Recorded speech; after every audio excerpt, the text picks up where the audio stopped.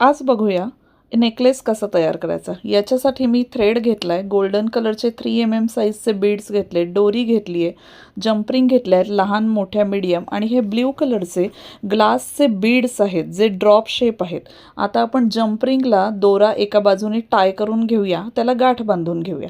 गाठ बांधून घेतल्यानंतर एक ग्लास बीड आणि एक गोल्डन कलरचा मोती याच्याप्रमाणे सिक्वेन्सनी प्रॉपर ओवायचं आहे सगळं व्यवस्थित।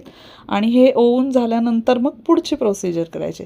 तोपर्यंत तुम्हाला जर का माझे व्हिडिओज आवडत असतील तर लाईक करा, फॉलो करा, शेअर करा आणि मला कमेंट करायला विसरू नका की तुम्हाला कोणते ट्युटोरियल्स अजून बघायला आवडतील।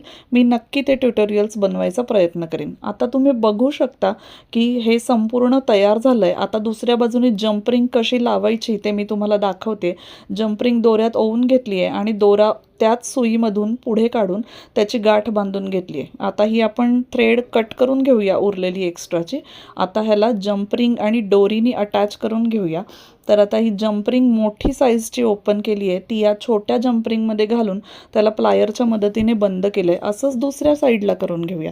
तर मग तुम्हाला कसा वाटला माझा व्हिडिओ आणि हा नेकलेस तुमच्यावरती कसा दिसेल हे नक्की सांगायला विसरू नका आणि मला कमेंट करा की तुम्हाला हे आवडलंय की नाही आवडलंय। उद्याच्या ट्युटोरियलमध्ये मी याचे इयरिंग्स दाखवणार आहे कसे